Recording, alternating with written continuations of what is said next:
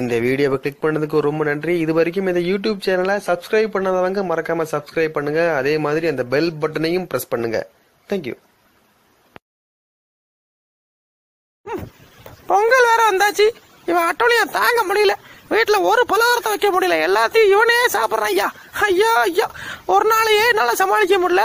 இன்னும் 5 நாள் எப்படி சமாளிக்க போறேன்னு தெரியல ஐயா.